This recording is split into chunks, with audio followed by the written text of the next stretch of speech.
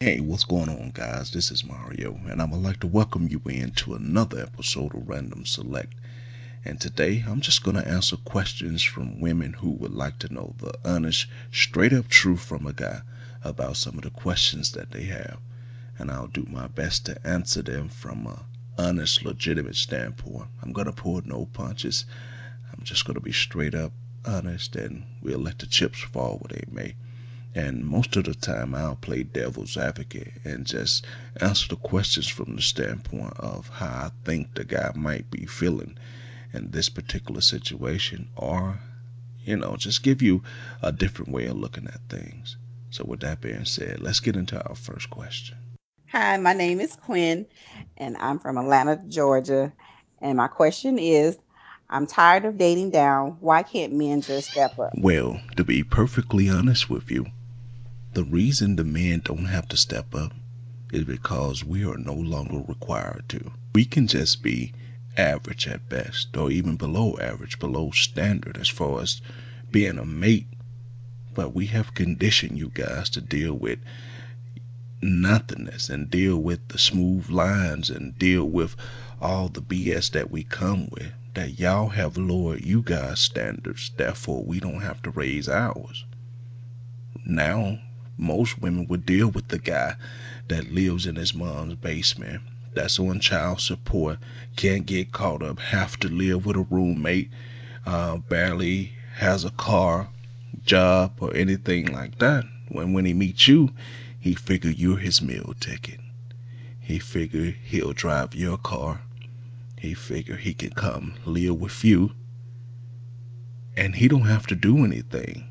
So there's no requirement for a man to actively step up because it's become to the point where you guys have become so desperate and so lonely and so for love that the average run of the mill guy that didn't have a shot maybe 10 years ago is now seeming like a catch. So when he's late picking you up in your car and he has his friends hanging out all times of night in your house, just remember, you're not dating down. You're just dealing with a guy who has no incentive to step up. Hey, my name is Jasmine. I'm calling from Atlanta. And my question is, why do men treat their side women better than they treat their wives or their spouses? Ultimately, it just seems like he's treating her better because he's treating her better than he treats you right now. But if you go back into your mind and think about when you guys first met, he's treating her the same way right now how he treated you when you guys first met. He did all the little things to make you smile, to make you happy, to eventually make you fall for him, to eventually make you give him his heart. He would call, check up on you. He would bring you things for lunch. He would sit down and want to cuddle and watch TV with you, do all the little things. But as time went on, they became stale to him. He felt like at times, I could be doing something better. So then he finds someone that eventually grabs his attention and so enters the side chick. But in order to keep her, to get her to the point where you're at, he has to treat her like he treated you when he first met you. So now you have no clue that this person is being wined and dined and feeling like she's on top of the world. While you getting the sloppy seconds, while you getting the man halfway talking to you, halfway conversing with you, halfway at home, don't want to spend no time. And no matter what you do, it seems like it's never ever good enough. It's not the fact that it's not good enough.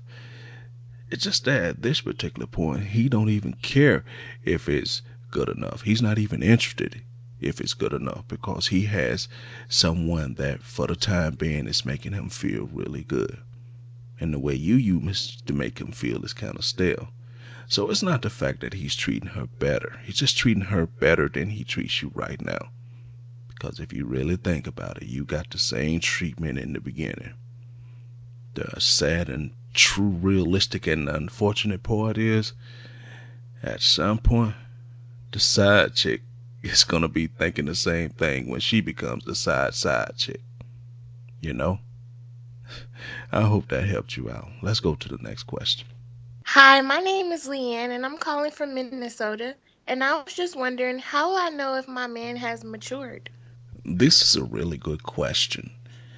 There are several ways to know when your man has matured, and most of them starts with you. When you're not going through his phone to make sure that he's not calling up other females, up other women, might be a sign that he has matured because he's instilled a certain comfort level with you, a certain trust.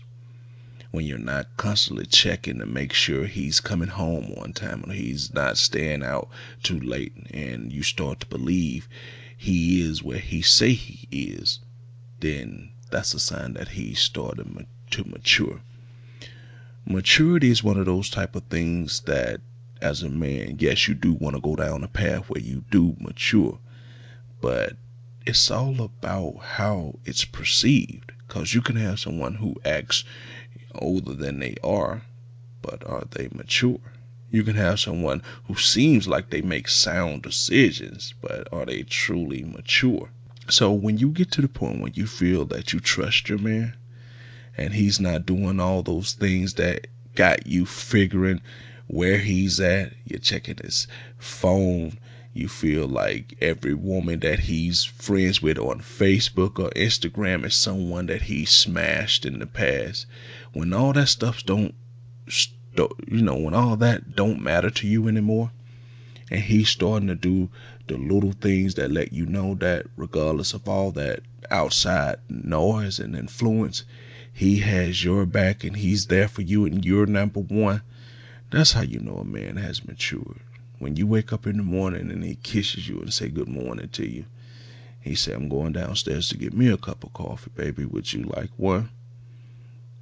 He's mature when he stops making those inappropriate young man jokes he used to make at the most inappropriate times. He's learned how to assess the situation and realize that, hey, look, this is not the time to be joking. This is the time when she need me to be strong for. When he starts saying, no, I'm not going to buy Madden this week because I got a bill to pay. Instead of buying Madden and then trying to figure out how you're going to pay the bill. So there's several ways to figure out if your man has matured or not.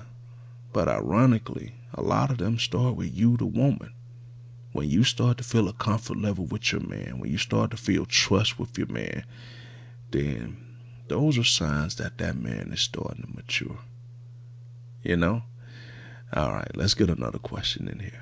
Okay, hi, this is Carlotta. My question is, why, when we choose to want to discuss issues with guys, they always assume that it's nagging? Sometimes it can be nagging, but for the most part, let me tell you what's really going on. What's really going on is he just don't want to admit that. He don't want to get into an argument that he can't win. And a lot of times what you guys are quote unquote nagging us about is the complete, pure, unfiltered truth.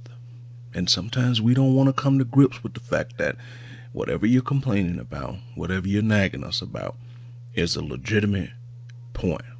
So we don't want to deal with things that is right in our face and the truth. So we'd say, here you go again with this nagging and complaining. But the problem with that is that we can't get that you're only complaining about something that's frustrating you, something that's making you miserable. And if everything was going good, everything was going all right, you wouldn't have a complaint.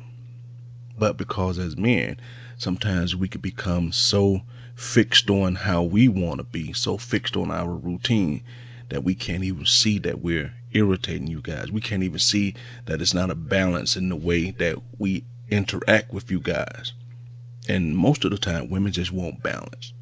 They figure if you're going to play your video game or hang out with your boys, find a way to balance that out. Most women don't mind you doing other things outside of her as long as you give her her time.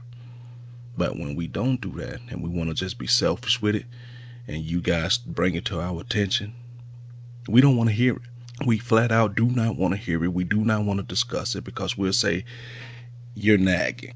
And there's not a person on this planet, in this world, that wouldn't want to have things on an equal basis.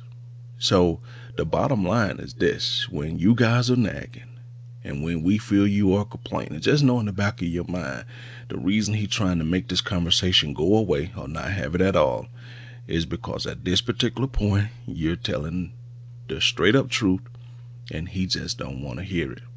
And furthermore, when we don't want to hear it, we have no clue as to how to solve this problem when it happens. Because we'll say, okay, baby, I'm going to spend more time with you.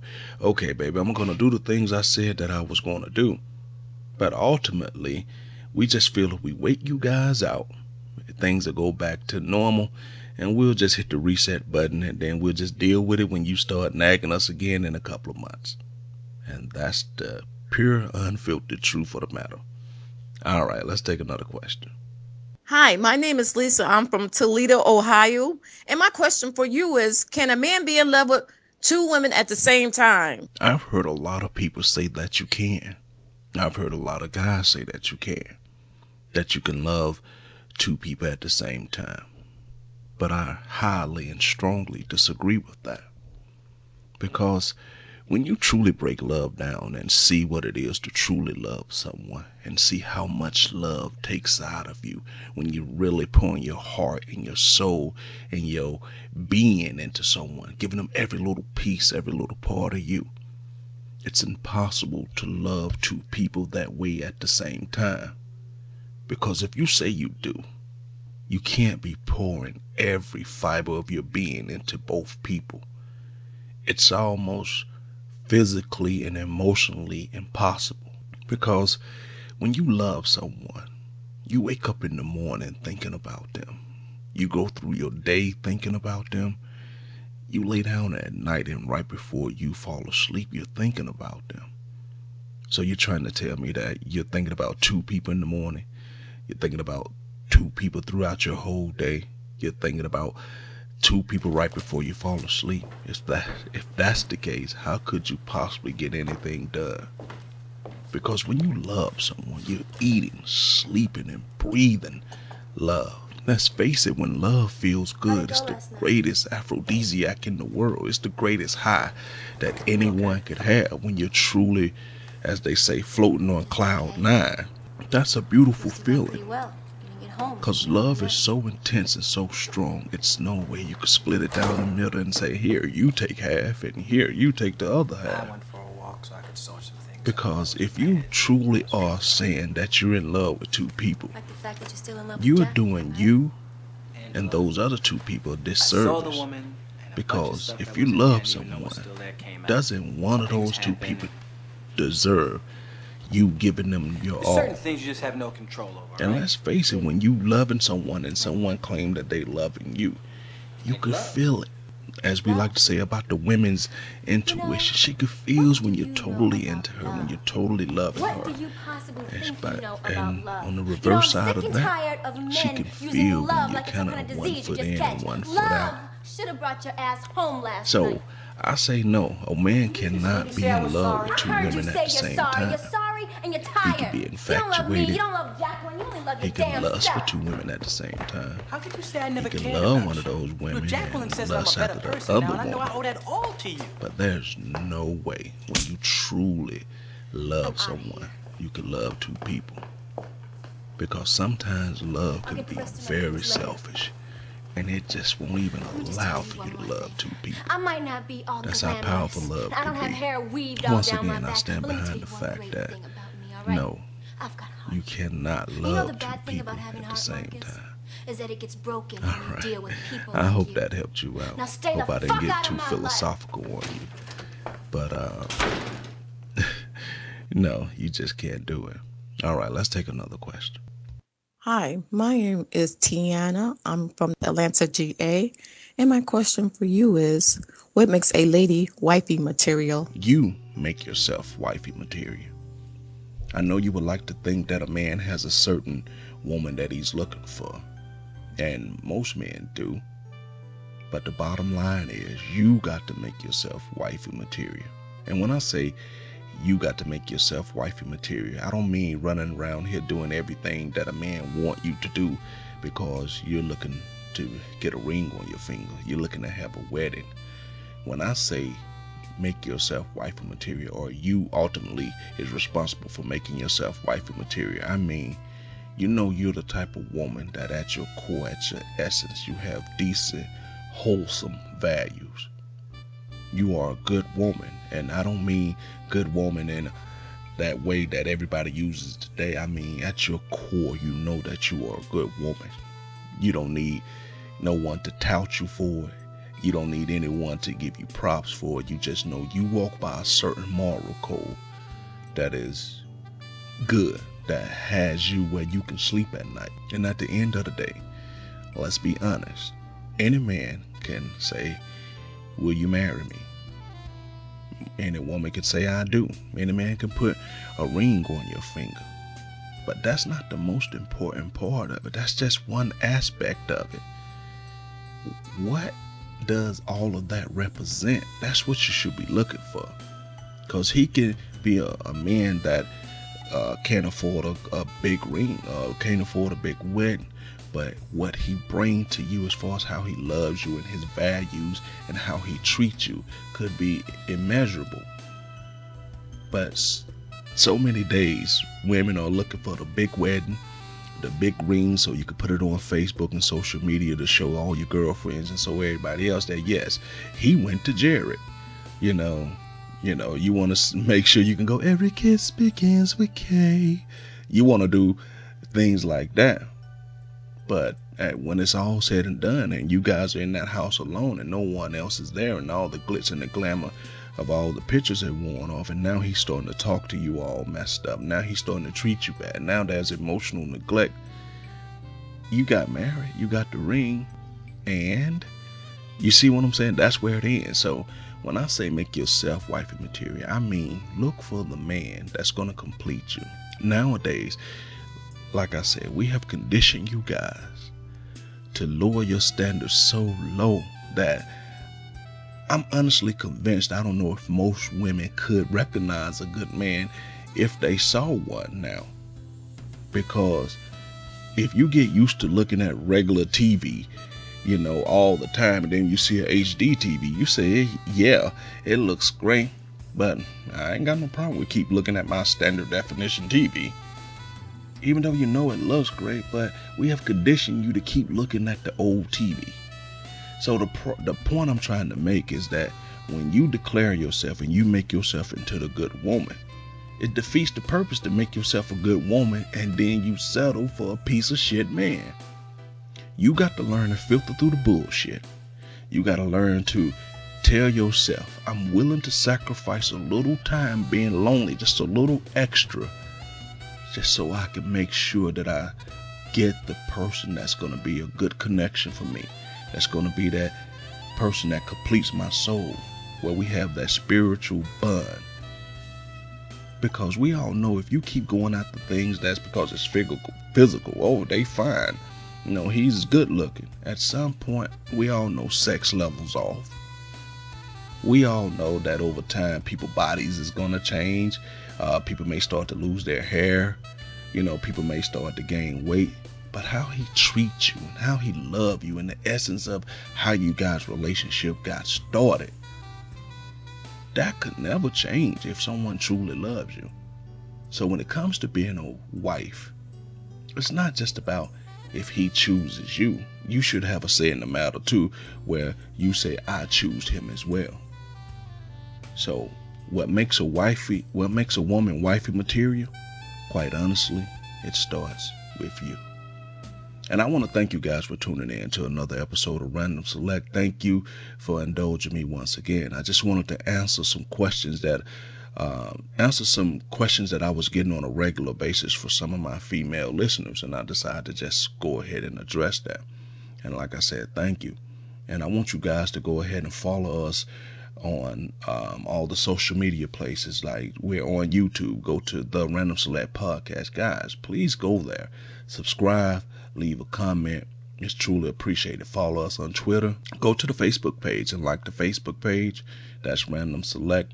We're everywhere that social media is at. And once again, I appreciate all you guys and thanks. With that being said, guys, the random select is out.